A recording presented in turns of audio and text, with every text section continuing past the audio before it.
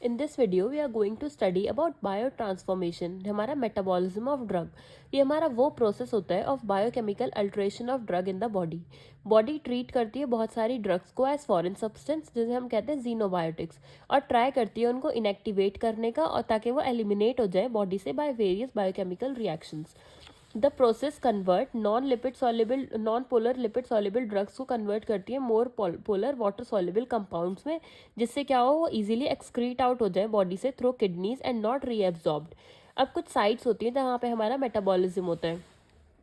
हमारी most important organ है for bio transformation is liver. Drugs हमारी और भी जगह पर मेटाबोलाइज हो सकती हैं, जैसे कि किडनी, गट, म्यूकोसा, लंग्स, ब्लड या फिर स्किन में। अब हम बात करते हैं कंसिक्वेंसेज ऑफ बायो ट्रांसफॉर्मेशन की। दो biotransformation generally inactivates the drug, some drugs may be converted to metabolites which are also active and more active than the parent drug. Biotransformation reactions may result in any of the following: inactivation, formation of active metabolite, activation of inactive drug और formation of toxic metabolite। तो जो हमारी bio transformation होती है वो इन सब में से कोई भी रिएक्शन हो सकती है हमारे ड्रग को लेकर। सबसे पहले वो इनएक्टिवेट कर सकती है, तो largely bio transformation inactivates the drug, और मोस्ट ड्रग्स जो होती हैं वो कन्वर्टेड हो जाती हैं into inactive metabolite, for example paracetamol. Next है हमारा, या तो वो एक्टिव मेटाबोलाइट में कन्वर्ट कर देगी, जो हमारी एक्टिव ड्रग होगी उसको एक्टिव मेटाबोलाइट में कन्वर्ट कर देगी। Biotransformation may convert the drug partly to metabolites which are also active और more active than the parent drug. अब जो हमारी एक्टिवेशन होती है वो एक्टिवेशन ऑफ इनएक्टिव ड्रग, कुछ जो इनएक्टिव ड्रग्स होती हैं उनको वो इनएक्टिवेट भी कर सकती है। जैसे prodrug is an inactive drug which gets converted into active drug in body, for example levodopa to dopamine. अब हमारा कुछ टॉक्सिक मेटाबोलाइट में भी कन्वर्ट कर सकती है। कुछ केसेस में जो ड्रग्स होती है वो हमारी एक्टिव मेटाबोलाइट जो होते हैं उनके वो टॉक्सिक हो सकते हैं। फॉर एग्जांपल पैरासीटामॉल हमारी कन्वर्ट हो सकती है हमारी नाप कुई में, NaPQI, जो कि कॉज करती है हमारी हिपैटोटॉक्सिसिटी। कुछ हमारे एंजाइम्स रिक्वायर होते हैं इन बायो ट्रांसफॉर्मेशन। हमारे दो तरह के एंजाइम होते हैं, माइक्रोजोमल एंजाइम और नॉन माइक्रोजोमल एंजाइम। जो नॉन माइक्रोजोमल एंजाइम होते हैं वो प्रेजेंट होते हैं हमारे साइटोप्लाज्म और माइटोकॉन्ड्रिया में of hepatic cells as well as in other tissue including plasma. और जो हमारे माइक्रोजोमल एंजाइम होते हैं वो हमारे ग्रुप ऑफ एंजाइम होते हैं which are associated with certain particulate fraction of liver homogenate. ये हमारे इनका हमारा मिक्स फंक्शन होता है, ऑक्सीजनेस ऑक्सीडेज सिस्टम और मोनोऑक्सीजिनेस। ये रिक्वायर होते हैं NADPH एंड ऑक्सीजन।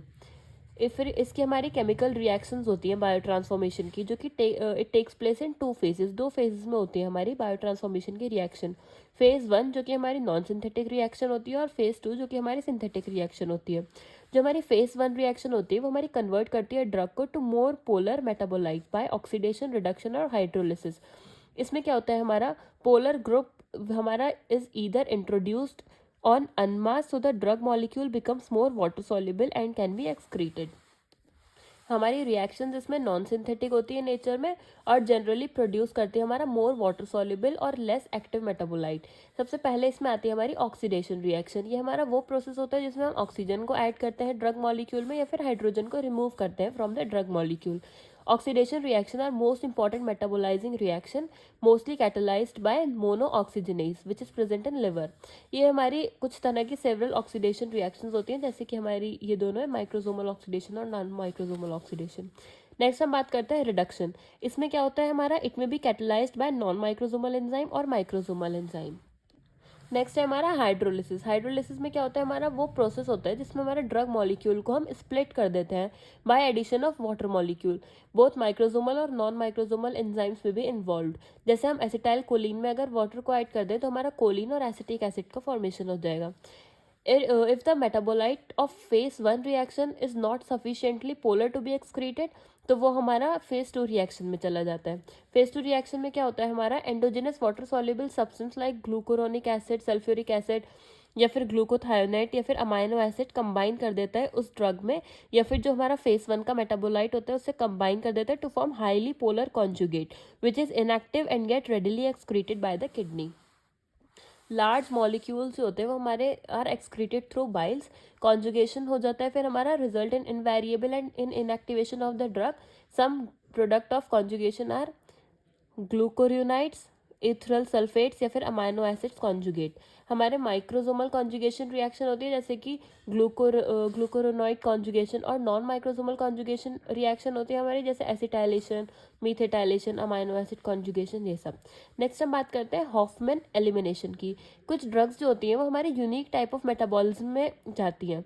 इसमें क्या होता है, हमारा वो ड्रग हमारी मेटाबोलाइज हो जाती है by spontaneous degradation due to spontaneous molecular rearrangement in plasma and tissue. इसका एग्जाम्पल है हमारा एट्रैक्यूरेनियम या फिर हमारा सिसेट्रैक्यूरेनियम। ये हमारी हॉफमैन डिग्रेडेशन कहलाती है which aids to their short action.